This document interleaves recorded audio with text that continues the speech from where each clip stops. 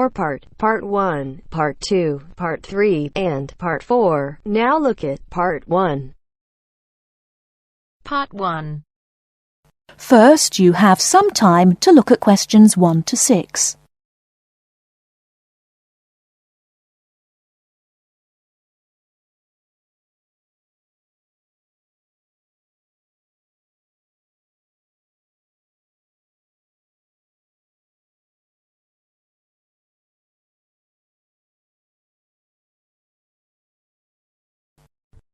Listen carefully and answer questions 1 to 6. Good morning, Santon Sports Club. Oh, hello.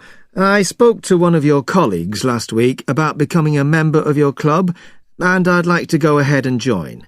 If I can do it over the phone. Absolutely. I'll start by taking a few details, if I may. Of course. What's your name? It's Alex Coos. Can you spell your surname? It's C-O-O-Z-E. Lovely, I've got that. And are you a student or in employment? Employed. Thank you. And can I ask, what's your job? I'm a doctor.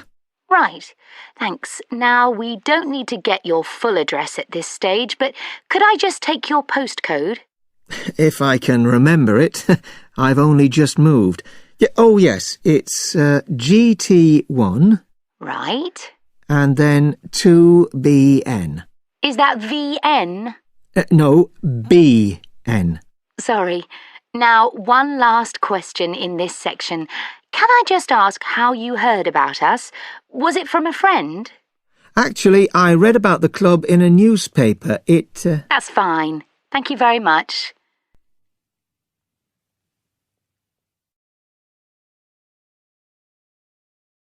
Before you hear the rest of the conversation, you have some time to look at questions 7 to 10.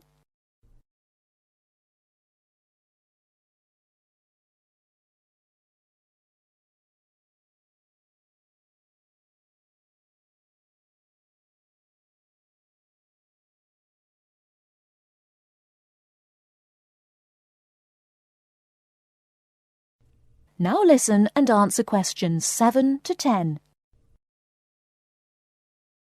Now, we do offer different types of membership according to which facilities you want to use and when. Yes, I gathered that, but my schedule's a bit problematic. I mainly want to use the gym, and that'll be after about 7 p.m. when I finish work. Fine, right. And will you be interested in swimming? I understand you have both an indoor and an outdoor pool? That's right. I'm not a fan of swimming, actually, and certainly don't want to be there when it gets very packed in the evenings. I think I'd only want to use the outdoor one and during the day, when I can get a bit of sunbathing in. And when the children are at school, of course, so it's a bit quieter. A lot of our clients prefer that. I can imagine. And I might occasionally want to have a game of badminton.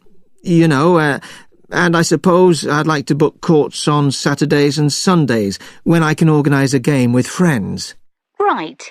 And would you be wanting to use our other club facilities, such as the sauna, steam room or tanning bed? They're open all day until 9 p.m. Well, I think I'd only want to use the steam room and probably after I've been doing heavy exercise. So, shall I put that down as evenings? Sorry, no, I'd probably only use it on Saturdays and the occasional Sunday, when I have more time to relax.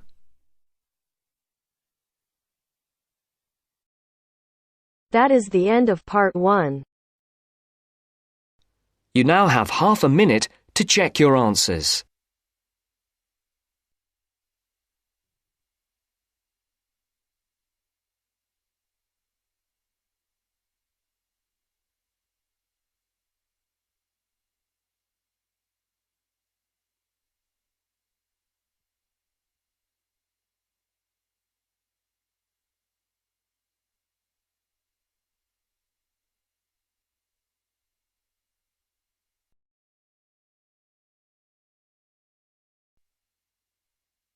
Now turns to Part 2.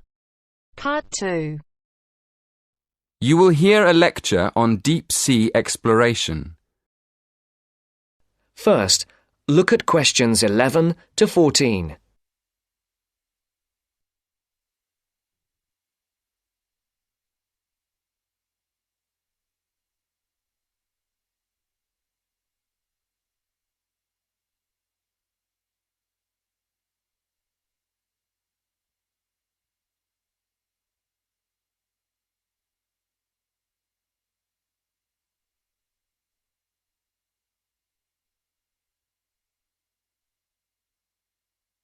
Listen carefully.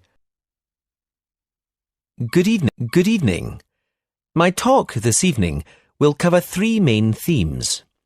First, I'll outline a timeline of how deep-sea exploration vessels developed. Secondly, I'll describe the most recent of these, the Deep-Sea Challenger. And finally, I'll look at some of the benefits of this deep-sea research. OK, to start with, let's look at how underwater exploration vehicles have developed over the years. The first manned deep-sea exploration vessel was invented in the 1920s. It was called a bathysphere, better known as a diving bell. It was basically a round metal structure with windows with just enough room for 2 men to sit in. And it was lowered into the ocean on a cable. The first descent in the diving bell took place in 1930, and in 1934 it went down to a depth of nearly 1,000 metres, which was impressive for the time. The problem with the diving bell was that it had no power of its own, and there wasn't much room for the researchers to move around. So, the next development after the diving bell was the bathyscaphe, a small manned submarine invented in the 1940s.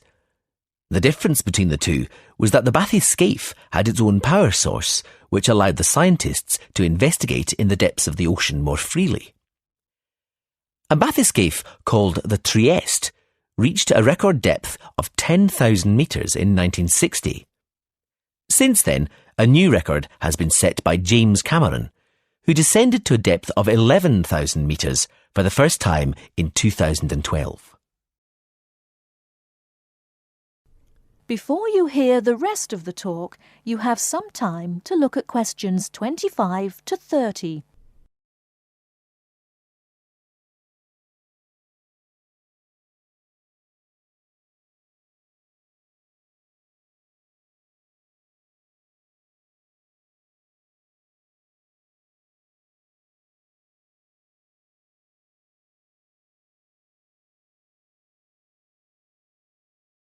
Now listen and answer questions 25 to 30. Listen to the second part of the talk. So let's move on now to look at the submarine that took James Cameron so far down into the ocean. If you look at the drawing of the Challenger, you can see the pilot's chamber at the very bottom of the submarine. It's a very small section where the pilot sits and controls the sub and all the equipment on it. Now let's have a look at how the submarine is powered. Going up from the pilot's chamber, in the middle of the sub, on the right-hand side of the drawing, you can see a whole section covered in batteries. They provide the power source that takes the sub all the way to the bottom of the ocean and back up to the surface again. Next to that, there's another important part of the sub. You probably realise that there's no light at the bottom of the ocean, so the sub needs to take its own. If you look at the back of the sub, in the middle, just next to the batteries, you can see the panel of lights. They provide the light for filming and taking samples from the seabed. And one more part of the sub, which is important for navigation and to stop it spinning out of control, is the large fin at the back. You can see it at the back of the sub, at the top of the drawing. To conclude my talk, I'm going to ask a couple of questions.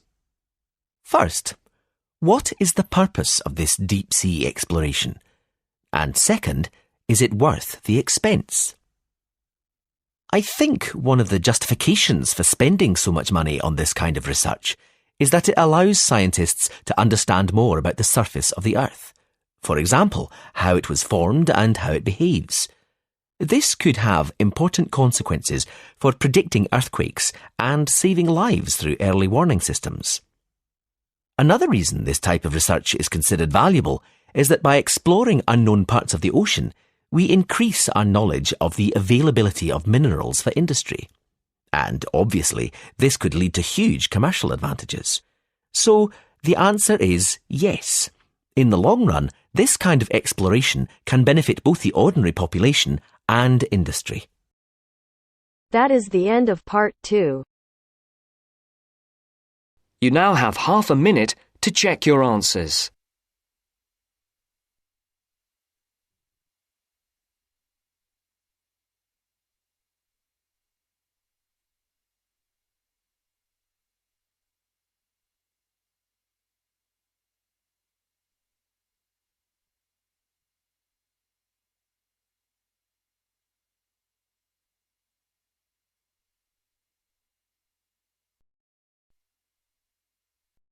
Now turns to part 3. Part 3. You will hear two students, called Richard and Shirley, discussing the information they have collected so far for a group project. First, you have some time to look at questions 21 to 26.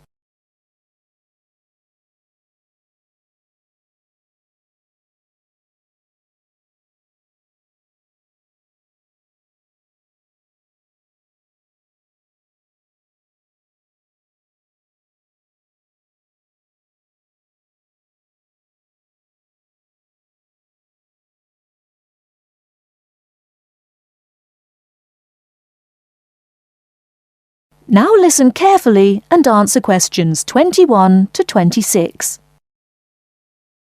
Hi Shirley, glad you could meet me at the weekend to talk about the research we have to do on energy. Yes, Richard. I think it's important that we stay focused on the specific area of our research, energy consumption. Did you know that the demand for electricity is growing faster than coal, oil and gas can supply it? Yes, indeed. Coal and oil, which I discovered are also known as fossil fuels, could have disastrous effects on world climate. My research supports you. I also found out that the weather could be affected by global warming. However, a range of fuels are used around the world. Did you know that the most common fuels are the fossil fuels, with oil accounting for almost half at 45%? Coal and natural gas are equal next at 20%, with nuclear power being the lowest at 7%. Other sources of energy are also near the bottom at 8%. Before the final part of the conversation, you now have 20 seconds to look at questions 27 to 30.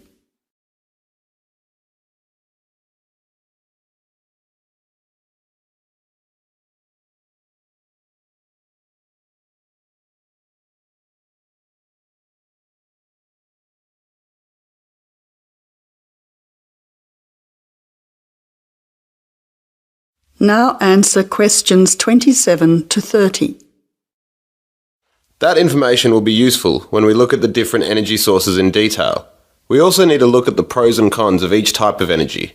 We've already said that fossil fuels increase the world's temperature, but we also need to mention the most serious issue, that these three types of fuel are finite, meaning they will not last forever. Another major disadvantage is that by burning coal and oil in particular, chemicals are released into the atmosphere, which combine with water to fall back to Earth and damage both plant and animal life. That really sounds useful. If you focus on coal, oil and gas, I'll look into nuclear power. It is common knowledge that nuclear power stations create radioactive waste, but I'm particularly interested in how this unwanted waste product is dealt with safely. I'll also need to look at the effects on people living near these power stations. Yes, I think all those areas need exploring. Do you think I should also look into renewable energy sources, such as wind and sun, energy that never runs out? Don't you think it's an important area to consider? Yes, but I don't think I'll have enough time to look at it in enough detail. I also agree that we have enough to focus on until our next group meeting. So to finish, you could find some information on the advantages of fossil fuels, and I'll give you the facts that I have already on coal, oil and gas. We don't need to look into other energy sources because I'll get more details on the nuclear industry. That's great. See you in 2 weeks' time. That is the end of part 3. You now have half a minute to check your answers.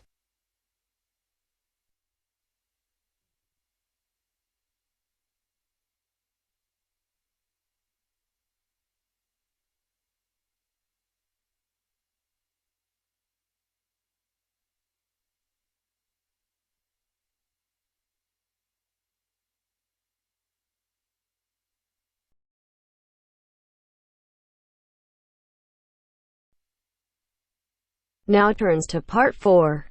Part 4. You are going to hear a talk on the writer Charles Dickens, given by a university lecturer to a group of students. First, look at questions 31 to 35. Note the example that has been done for you.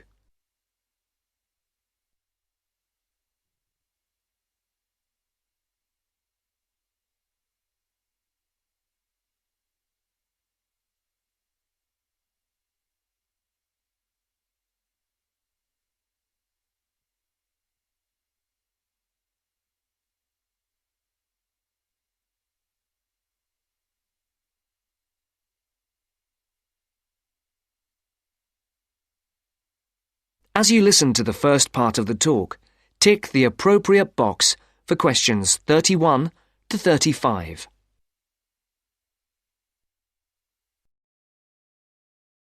Good morning. My name is Professor Sarah Lennon, and I'm here today to talk to you about the works of one of the greatest writers in the English language, Charles Dickens. He wrote many books, and if we bear in mind that there are over 2,000 characters in his stories, we can get an idea of the complexity of his work. I've selected one novel from your reading list that I would like to talk about to illustrate his genius, namely Dombey and Son. But before we look at this work in earnest, I thought it might be a good idea to have a quick look at his life, and also at a few of the major events that happened during his lifetime, so that we can try to put his writing into perspective. Dickens was born on the 7th of February 1812, at the time when his father was working in Portsmouth Dockyard. His father was transferred to London in 1814. To help give us a picture of the time Dickens was born into, it's worth noting that in 1814, when Dickens was 2, the first efficient steam locomotive was constructed in Newcastle upon Tyne. Then, in 1817, the year that Queen Victoria was born and Waterloo Bridge in London was opened, the Dickens family moved away from London. And to give Dickens' life a literary perspective, in the following year, works by other famous English writers were published: Jane Austen's Northanger Abbey and Persuasion, Mary Shelley's Frankenstein, and Scott's The Heart of Midlothian. When Dickens was almost 10, his family circumstances changed, and in 1822 the family moved back to London. In 1824, John Dickens was arrested for debt and imprisoned in the Marshalsea, near London Bridge, in London. This event had a profound effect on Dickens' writing. From 1827, Charles Dickens had various jobs as solicitor's clerk, freelance reporter, and newspaper reporter. Before the speaker continues the talk, look at questions 36 to 40.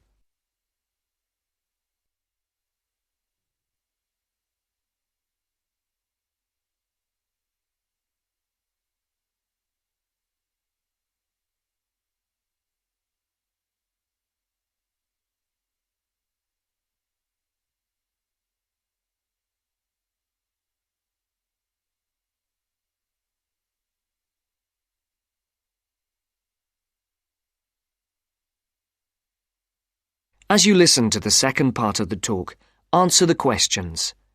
For questions 36 and 37, circle the correct answer. For questions 38 to 40, write no more than 3 words or a number for each answer. In December 1833, Dickens had his first story, A Dinner at Poplar Wall, published in the Monthly Magazine. In the same year, the SS Royal William became the first vessel to cross the Atlantic Ocean by steam alone. In 1836, 2 important events happened. Dickens published the first series of Sketches by Boz, and the publishers, Chapman and Hall, suggested his first novel, the Pickwick Papers. In April of the same year, the second major event took place. Dickens married Catherine Hogarth. And in 1837, the year that Queen Victoria became Queen of England, and Samuel B. Morse developed telegraph, the novel Oliver Twist began publication in Bentley's Miscellany in 24 monthly instalments. You may not be aware that serialization like this was common in Dickens' time. In the subsequent year, that is, in 1838, the serialization of Nicholas Nickleby started and appeared in 20 instalments. Dickens' novel The Old Curiosity Shop began serialization in 1840. This was the year the first postage stamp, the penny post, was brought in by Rowland Hill, and the year the first bicycle was produced. The next major publication for Dickens was in 1842, when the first part of Martin Chuzzlewit appeared, and in 1848, Dombey and Son was published. Now, do you have any questions before we go on to look at this work in some depth? No? That is the end of part 4. You now have half a minute to check your answers.